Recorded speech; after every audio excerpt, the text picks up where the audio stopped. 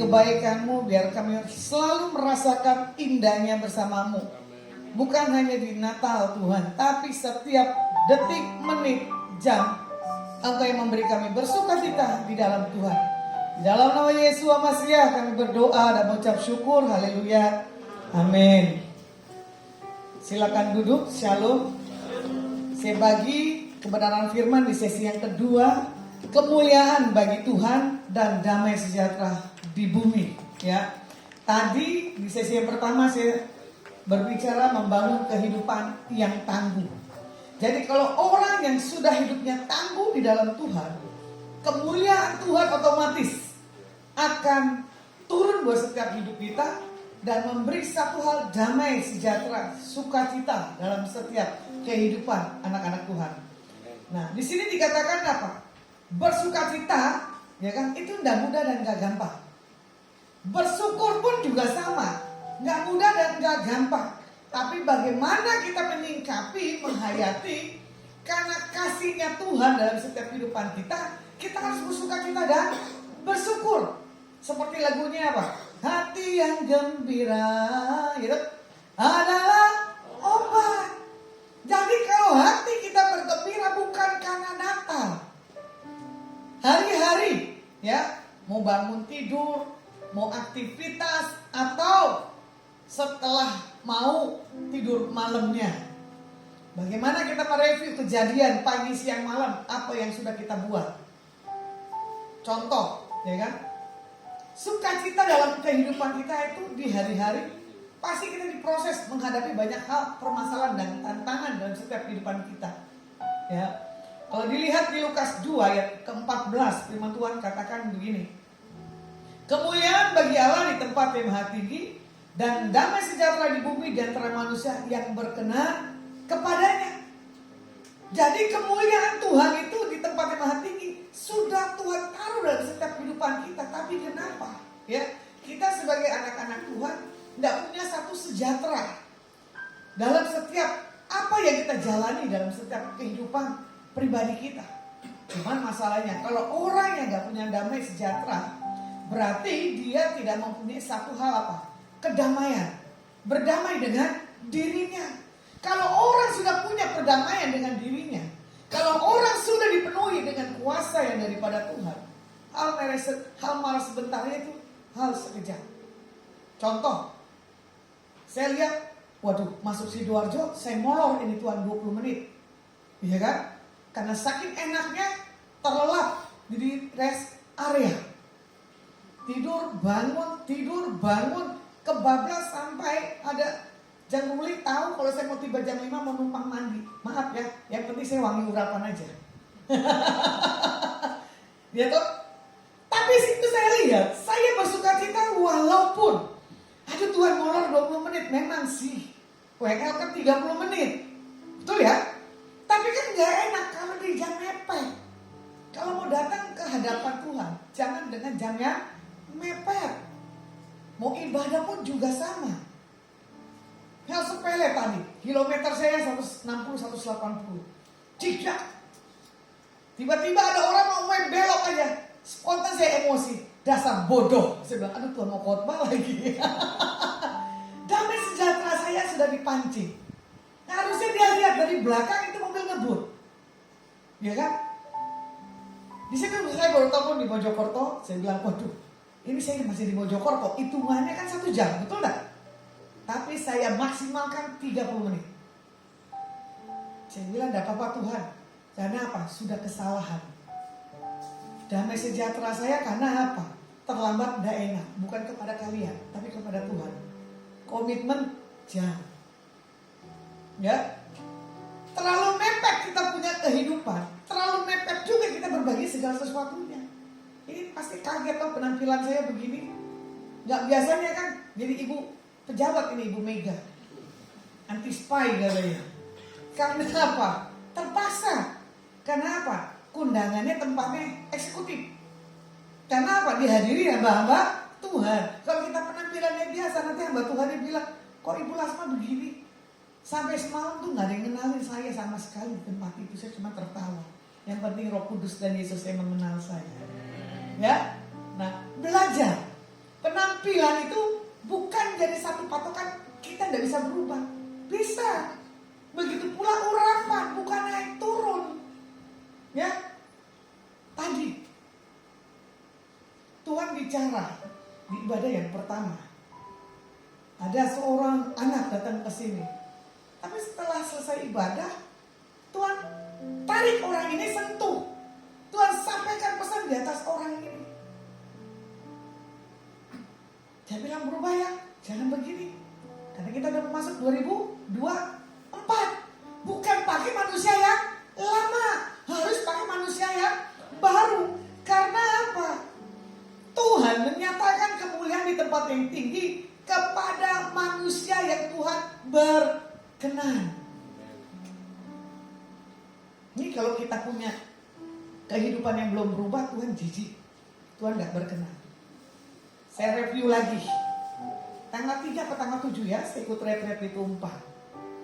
Materinya keren, sisi-sisi gelap. Wih, mantap, saya dibayarin. Gitu, 3 hari di tempat pertapaan Karmel.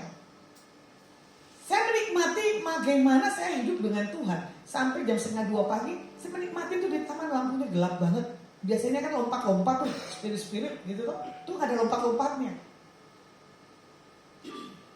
Sesi demi sesi, saya pikir sisi kuasa gelap itu tentang spirit pengajarannya. Tetapi apa? Karakter. Jadi di tahun 2024 jangan ada lagi nih sisi-sisi gelap. Karakter marahnya lah, bohongnya lah, mencurinya lah. Jangan ada lagi, supaya apa? Pintu sudah Tuhan bukakan. Saya aminkan dengan mesej-mesej hamba Tuhan tahun 2024. Ya kan? Apa yang tertunda Tuhan buat. Tidak tertunda. Open the door.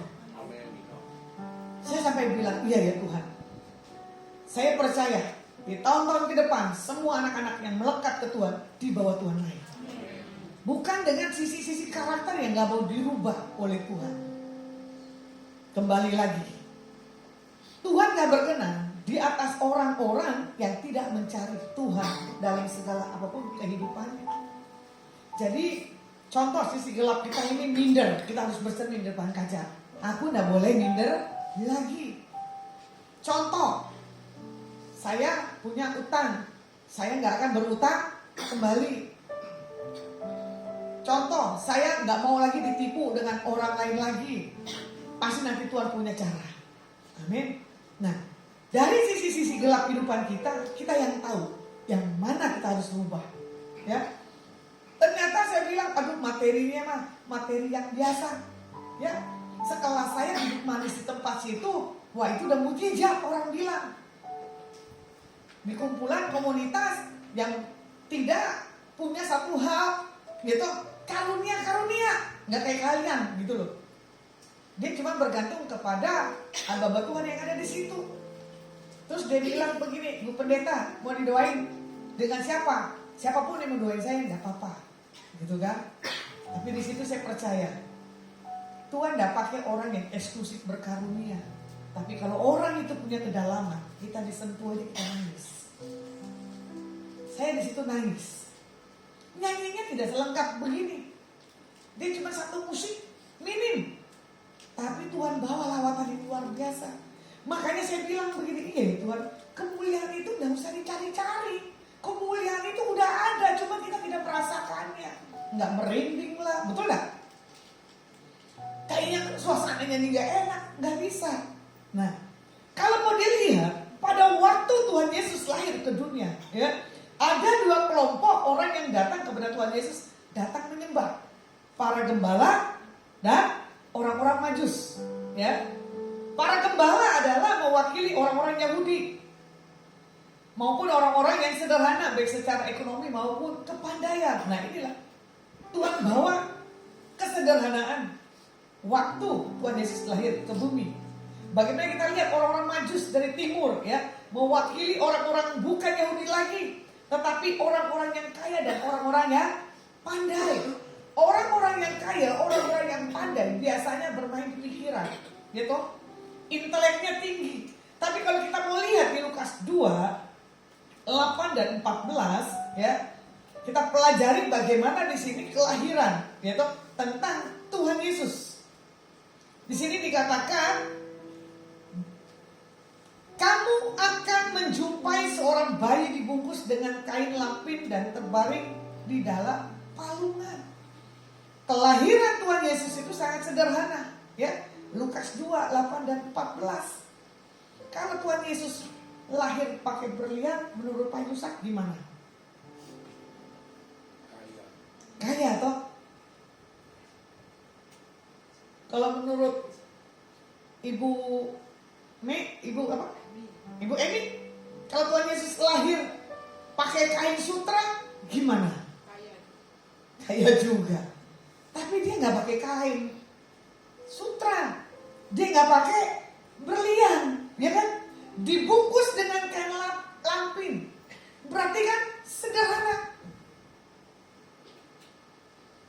Bukti nyata kelahiran Tuhan dalam kesederhanaannya.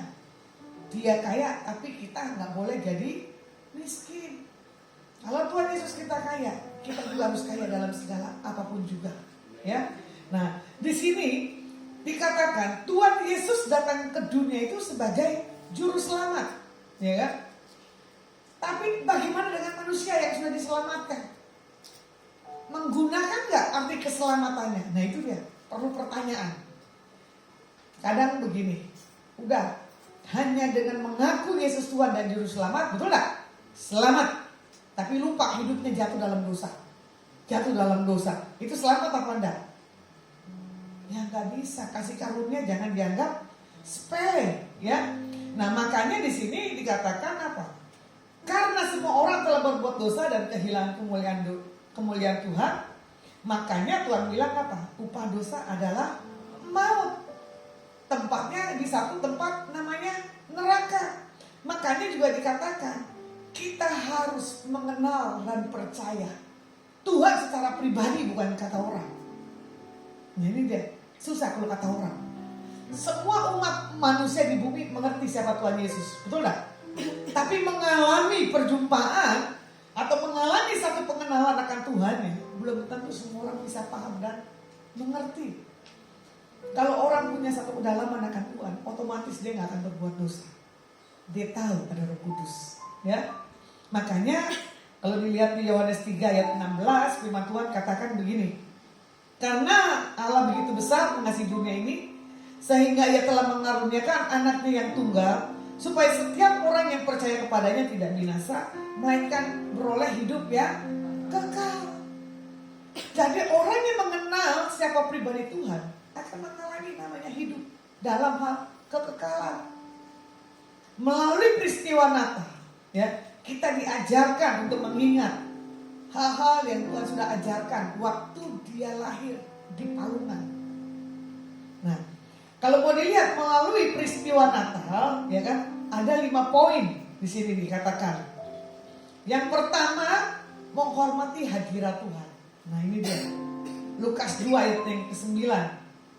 Boleh dibuka? Lukas 2 ayat yang ke-9.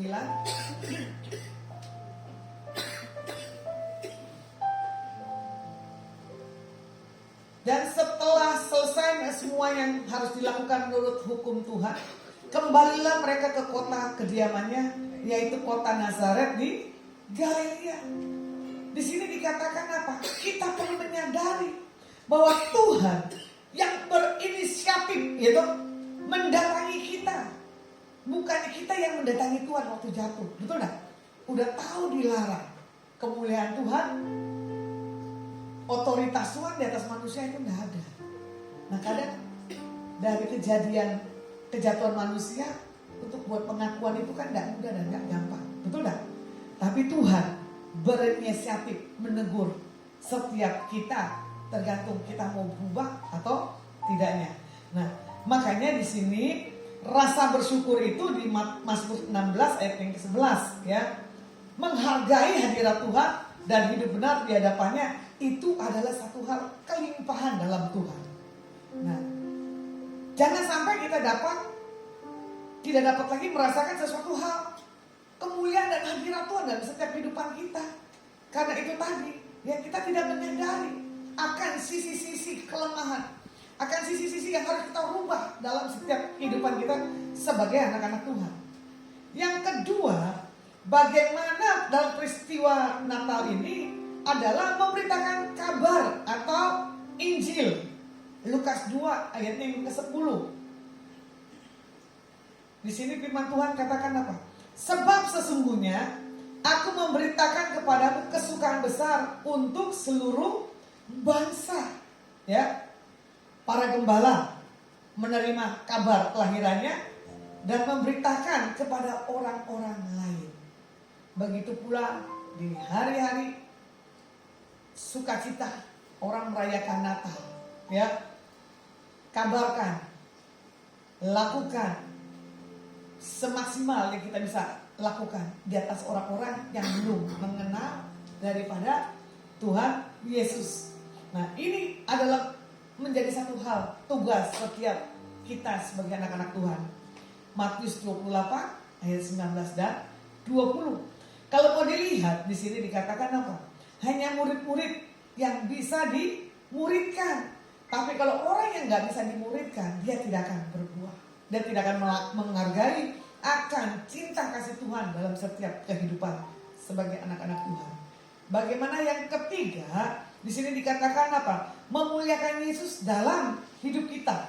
Nah, memuliakan Yesus dalam kehidupan kita, ya ini tadi, kepribadian kita. Orang akan melihat bagaimana Tuhan Yesus dalam diri kita. Ya, gaya hidup kita ini adalah satu hal, gaya hal kesaksian. Makanya orang bisa lihat orang yang penuh dengan kemuliaan, orang yang melekat kepada Tuhan, itu semua kehidupannya itu berbeda. Tanpa ada penginjilan, tapi dengan satu hal perkataan orang itu bisa diubah oleh Tuhan. Makanya di sini dikatakan apa? Tuhan Yesus mengambil rupa seorang hamba. Ya, belajar lagi nih kita rendah hati. Nah, kalau mau dilihat di Filipi 2 ayat 7 dan 9, di sini dikatakan apa? Harusnya kita nggak layak terima kemuliaan di tempat yang maha tinggi. Tetapi di sini dikatakan apa? Malaikat Tuhan tahu hanya Yesus yang harus ditinggikan dan dimuliakan. Nah, bagaimana tindakan kita dalam kehidupan kita sehari-hari sebagai anak-anak Tuhan? Kita memuliakan nama Tuhan atau kita pakai keangkuhan kita pribadi? Bagaimana yang keempat? Membawa damai bagi dunia, ya. Kalau mau dilihat hari-hari ini perang belum selesai juga, ya. Kalau mau dilihat ini pilkada 2024 panasnya luar biasa, ya. Bukan hanya di bumi, spirit juga sama, rasanya panas, peperangan di udara. Kemarin saya dengar selentingannya tapi saya belum nonton gitu toh. Saling menjatuhkan. Bagaimana seorang pemimpin negara yang Tuhan mau pilih tapi tidak saling membangun, saling menjatuhkan dan saling mengkritik. Tapi saya tahu kita minta pemimpin yang daripada Tuhan, ya, pemimpin yang benar-benar takut akan Tuhan dan kemuliaan Tuhan nyata buat pemimpin bangsa Indonesia selanjutnya. Biarlah berita Natal kelahiran Tuhan Yesus Raja Damai adalah memberi satu pengharapan bahwa kita masih diberi Tuhan satu hak kesempatan, kebaikan untuk kita punya, yaitu napas hidup yang ke depan. Dunia katakan ada lagi COVID yang lebih parah dari sekarang, tapi saya lihat ada yang pakai masker, ada yang enggak. Yang pakai masker takut kali ya meminta panjang umur. Halo? Yang enggak pakai masker gimana? Santai wae. Karena apa? Sudah menghidupinya. Ku telah mati gitu, dan tinggalkan cara hidupku yang lama. Jadi kalau udah mati cara hidup yang lama, COVID lagi naik, gak usah pakai masker lah. Kita gak kelihatan cantiknya. Kalau sudah waktunya Tuhan, ya sudah. Contoh di masa-masa COVID, hamba Tuhan jadi pusat doa. Yang saya tersentuh bagaimana kesaksian Ibu Nika dan Pak Yusak waktu kena COVID. Istriku kena COVID. Dipikir Pak Yusak kuat. Akhirnya Pak Yusak kena juga. Enggak. Tapi di situ saya lihat Pak Yusak isinya diproses, cintanya makin dalam. Berarti Bu Nika kamu minta diproses Tuhan lebih lagi biar Pak Yusak makin cinta. Jangan lagunya apa? Ku tetap cinta, gitu. Ku tetap setia walau badai datang menerpa, gitu. Ku tetap cinta. Nah ini suami istri harus tetap cinta, jangan kena proses baru menghargai pasangannya. Atau nanti pasangannya diambil Tuhan baru bisa menghargai. Kemarin saya punya kesaksian yang lucu. Suaminya waktu hidup kerjanya istrinya keriting. Kalau keriting mengerutu lah, bahasa saya itu keriting, ya kan? Bahkan suaminya diajak tengkar. Saya bilang, jangan, nanti kalau suamimu diambil Tuhan kamu nyesel loh. Gak bisa, begini Bu. Ternyata apa? Saya bilang sama rekannya, bilang ya, kamu saksi hidup saya. 2 hari lagi suaminya mau diambil, tapi gimana caranya dia jangan marahin suaminya. Tapi yang saya lihat ini janda kaya, saya bilang gitu kan. Suami diambil janda kaya, saya bilang gitu. Apa ini Tuhan maksud poinnya? Tiba-tiba betul suaminya diambil Tuhan. Sampai hari ini dia belum bisa bangkit, masih sedih. Saya bilang, Bu, masa depanmu masih punya pengharapan. Maaf nih buat suami-suami yang pelit nih pelajarannya. Ternyata saking dia pelitnya, paham ya? Dia dipanggil Tuhan dan nikmati itu hartanya, yang nikmatin istrinya. Walaupun dalam keadaan sedih tapi istrinya modis. Saya lihat, wih sepatunya baru lagi. Wih bajunya baru lagi. Tapi bilang, wih ciamik. Orang yang ditindas malah diberkati oleh Tuhan. Siapa yang mau ditindas? Wah jemaat GAB payah, ada yang berani. Justru saya demen saya ditindas. Karena apa? Berkat udah di depan mata. Jadi kalau kemuliaan Tuhan itu turun, ya, alami dulu penderitaan dan tindasan. Jangan kita nonton filmnya Tuhan Yesus dipukul, The Passion. Siapa yang berani nonton The Passion? Saya tidak berani. Saya nggak pernah mau nonton. Itu cukup sekali bagi saya. Yang ada saya bisa nangis. Apalagi kalau kita datang ke Israel, berangkat napak tilas, udah langsung tuh di sini saya merinding. Aduh Tuhan, pengorbananmu mahal banget. Jadi 2023, ya, hidup kita nih yang masih bau-bau nih harus ditinggalin. Buat 24 ini pintu yang terbuka itu suatu hal anugerah Tuhan yang besar. Kayak tadi saya peluk anak ini, saya sampaikan pesan Tuhan, dia nangis. Sampai saya bilang begini, saya minta yang ini. Dia bilang jangan Bu, nanti saya menantikan buat anak ini punya perubahan. Ya, karena Tuhan tidak mau ada kehidupan kita di masa yang lalu yang masih melekat. Nah, ibu ini yang pakai masker yang batuk.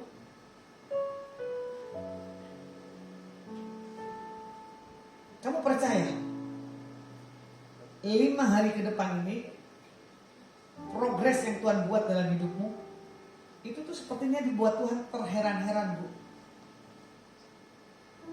Kamu sedang menatah ke depan, kamu sedang membuat satu plan-plan, tapi Tuhan bilang begini, segala yang kamu lakukan, kerjakan ke depan ini, Tuhan kehendaki dengan cara Tuhan.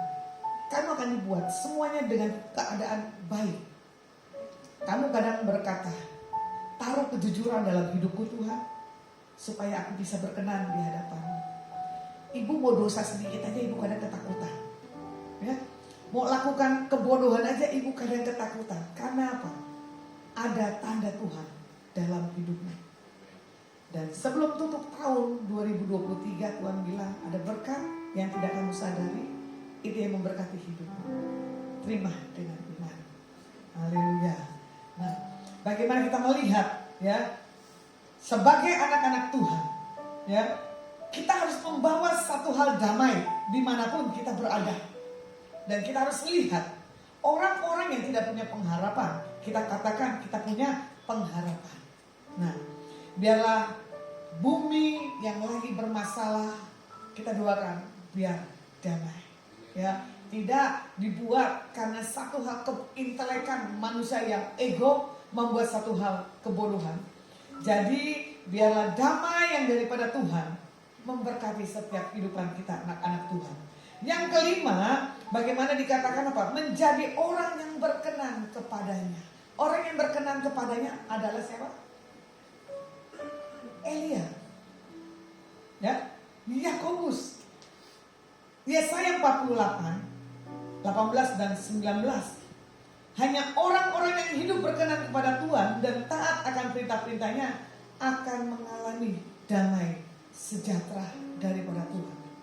Saya tidak menyangkali ya orang agama sebelah, dia punya moto kata-katanya bagus, ya, tapi dia menghidupi dengan kata-kata yang pemimpin-pemimpin yang buat. Daripada kita tahu Alkitab, betul tak? Tapi tidak melakukannya. Kita punya karunia, tapi tidak mencontohkan sebagai satu hal integritas yang daripada Tuhan. Makanya bagaimana menjadi orang yang berkenan? Yang di sini dikatakan kita harus punya satu hal kelahiran baru di dalam setiap kehidupan kita. Apa yang kita sudah lakukan berubah, bertobat. Ya, nah kalau mau dilihat orang yang suka berdamai adalah orang yang menghidupi kebenaran Alkitab.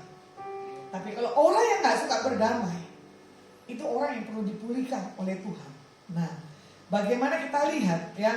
Tuhan mengingatkan kita buat tahun-tahun ke depan ini harus banyak berdoa. Karena yang saya dapat dari setiap pesan-pesan para hamba-hamba Tuhan, memang ada berkat, tapi ada bencana. Ya, ada musibah. Tapi orang yang melekat kepada Tuhan itu dilewatkan. Nah, di sini juga dikatakan ya, orang yang suka akan penyembahan, ya, orang itu otomatis ada pasukan bala tentaranya. Otomatis Tuhan membuat sesuatu hal kehidupannya itu berbeda.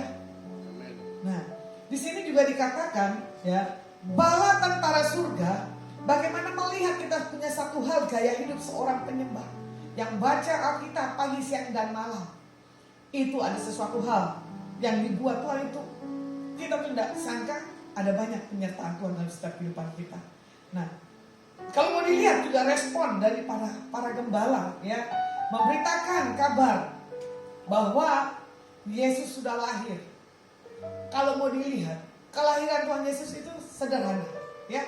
Tapi Tuhan pakai tanda-tanda orang-orang untuk melihat ada kemuliaan yang berbeda di tempat yang sudah Tuhan pilih, Tuhan tentukan di kandang domba.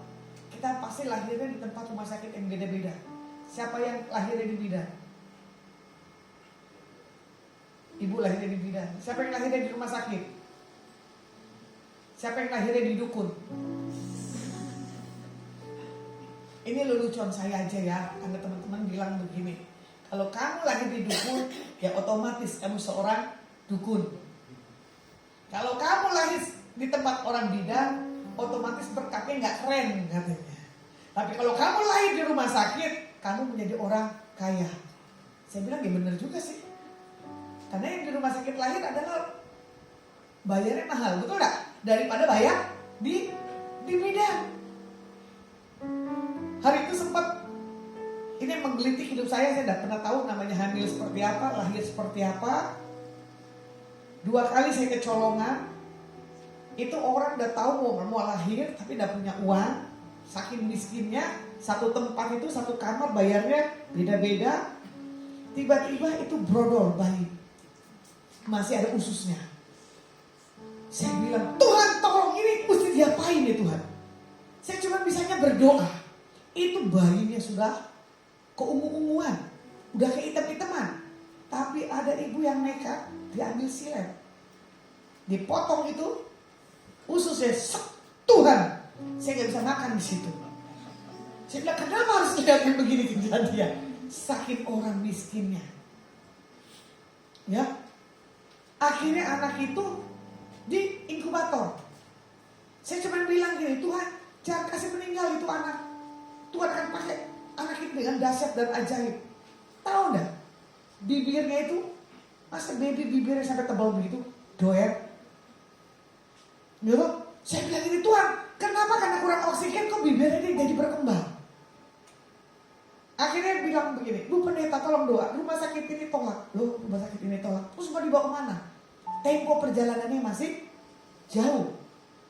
Tapi puji nama Tuhan, bayi itu selamat.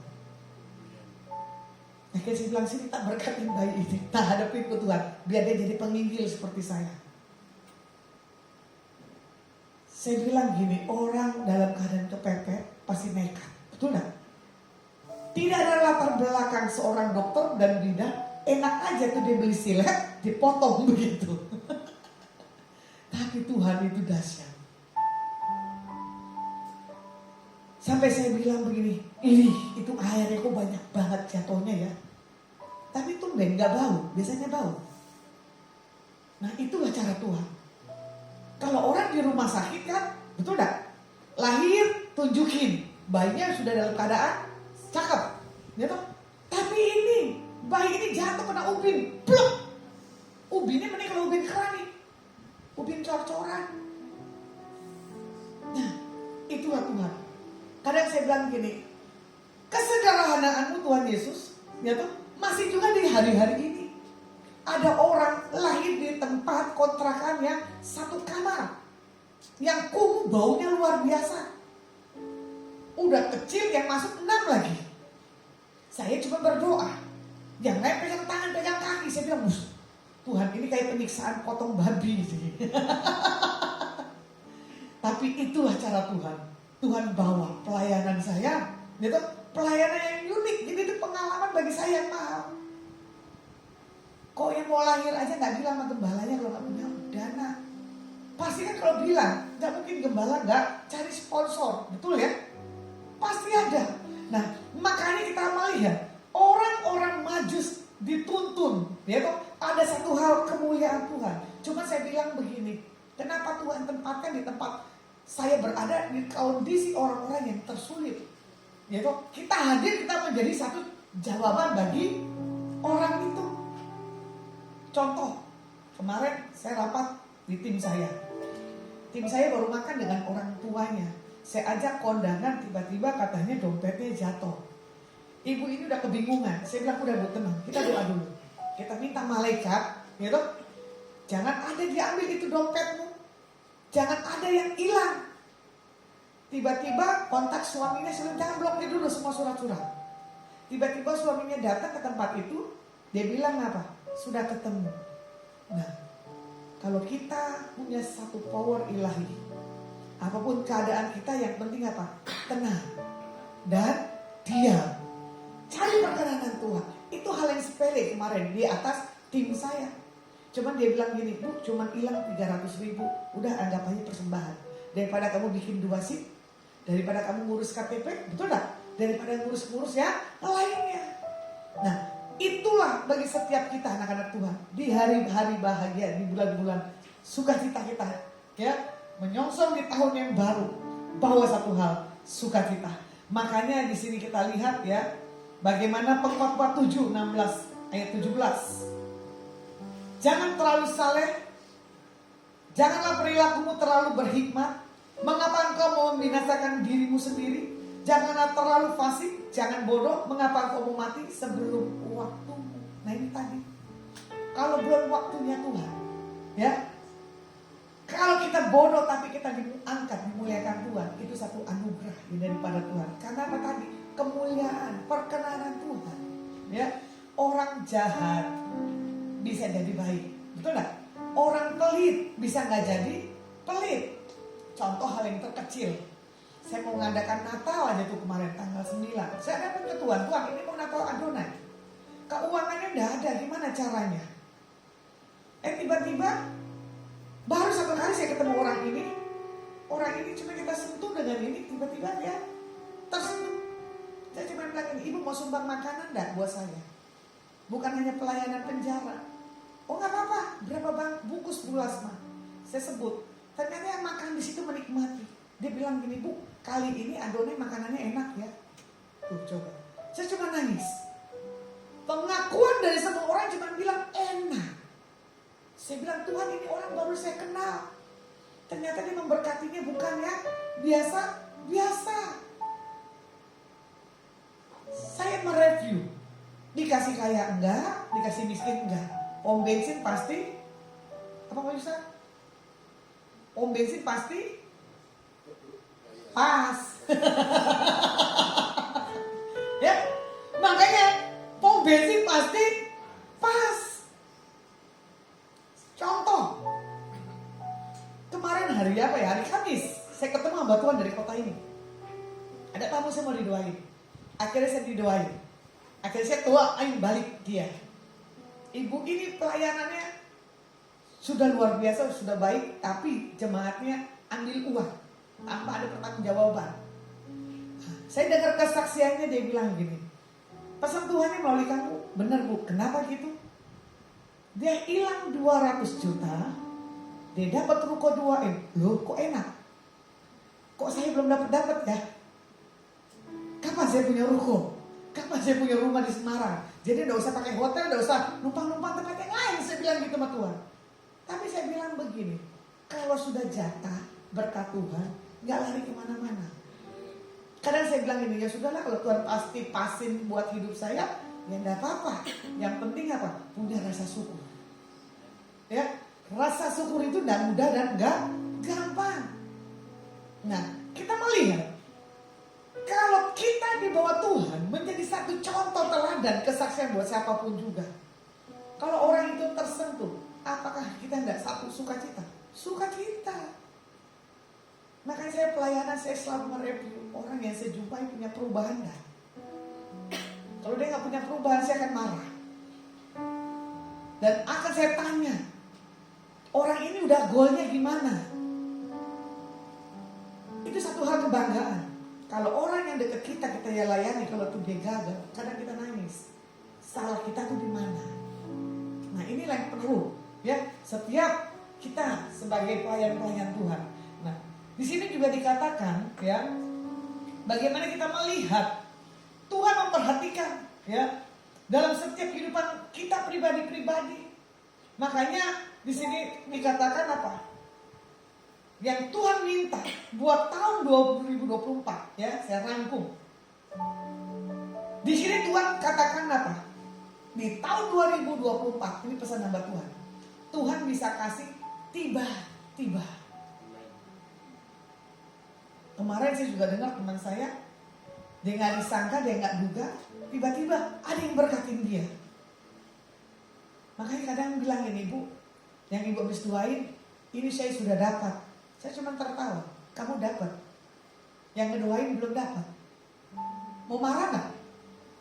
Gak bisa. Karena apa? Kita ini wadah. Ya toh? Untuk orang-orang yang di depan kita tuh mau punya satu hal, kekuatan.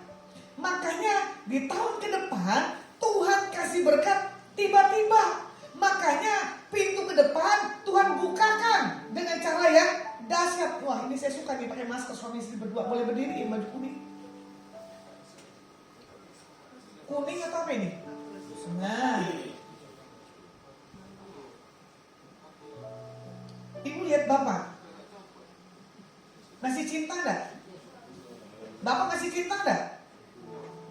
Kalau masih cinta kenapa enggak pegangan tangan? Nah, ku tetap cinta. Ayo, ku tetap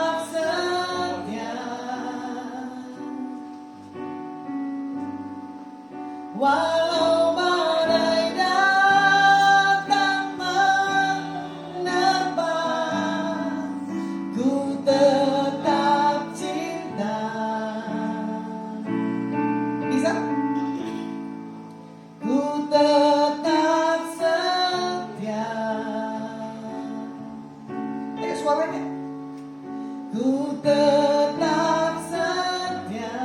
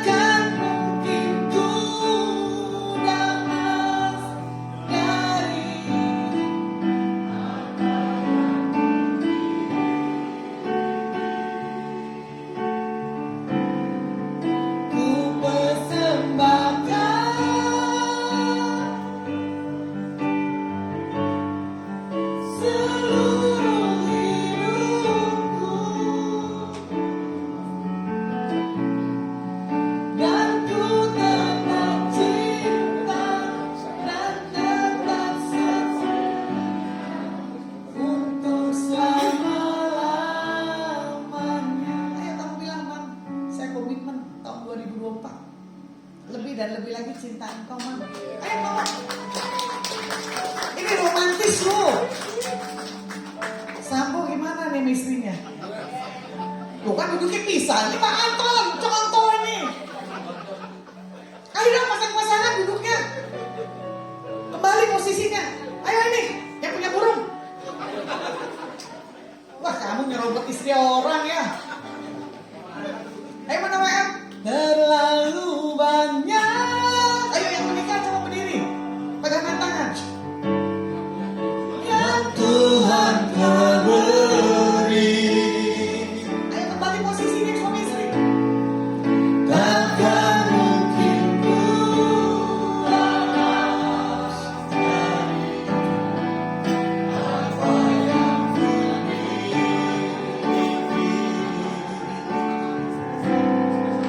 ku persembahkan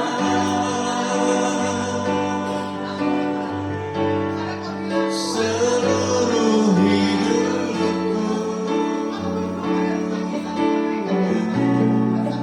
yang ku tetap cinta dan ku tetap setia untuk selama-lamanya.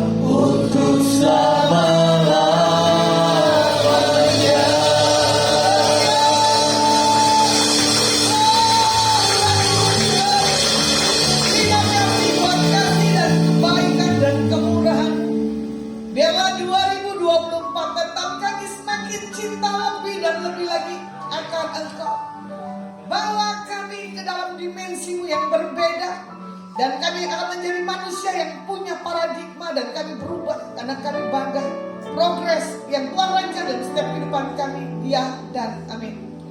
Tuhan katakan buat satu ibu di tempat ini, kediamanmu bukan satu hal patokan kau tidak bisa banyak berbicara. Tapi kediamanmu adalah satu hal, kau harus punya satu rancangan buat yang ke depan, bahwa tidak akan sama seperti yang Tuhan sudah kerjakan dalam hari-harimu yang sekarang ini. Tuhan tahu apa yang menjadi kebutuhan dan keperluan.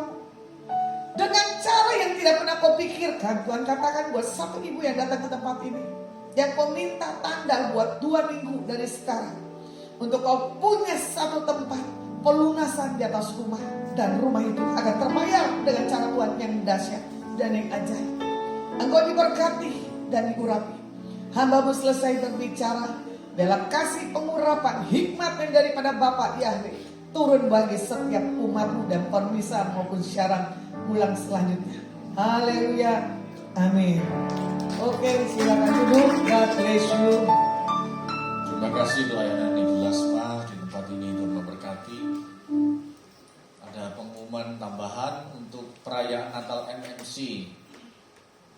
Perayaan Natal kaum pria hari ini jam 6 sore bertempat di Akfa Resto Kahuripan Sidoarjo. Bagi bapak-bapak atau kaum pria yang bisa hadir atau yang sudah mendaftarkan diri di grup MMC, jangan lupa nanti sore jam 6 sore kita ada perayaan Natal dilayani oleh Bapak Pendeta Anang Supekso. Ya, jadi bagi juga bapak-bapak yang belum daftar silahkan daftar ke Pak Lukas Erwin. Untuk perayaan Natal gereja umum tanggal 24 Desember hari Minggu depan. Jadi minggu depan hari Minggu ada 2 kali ibadah Natal. Yang pertama ibadah jam 6:30, kemudian yang kedua ada jam 9 pagi dilayani oleh Bapak Gembala dan Bapak Pendeta Muda Hendri Lee. Ya, mari kita akan bangkit berdiri, kita akan mengakhiri ibadah kita. Haleluya.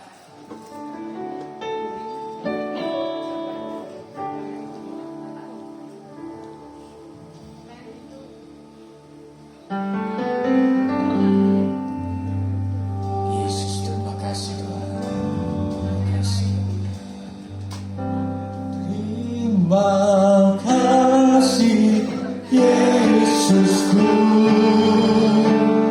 buat anugerah yang kami setiap hari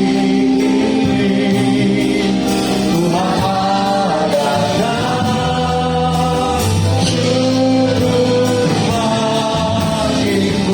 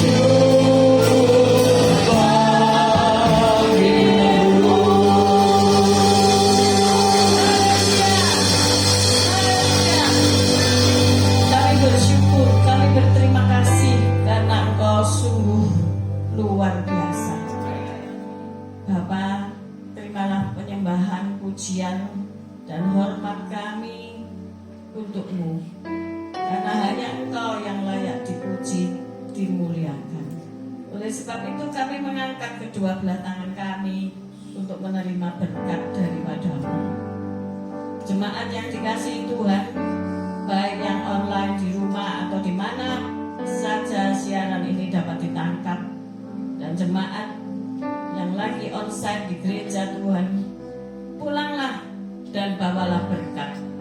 Tuhan memberkatimu, Tuhan melindungimu, Tuhan menyinari engkau dengan wajah-Nya dan memberi engkau kasih karunia.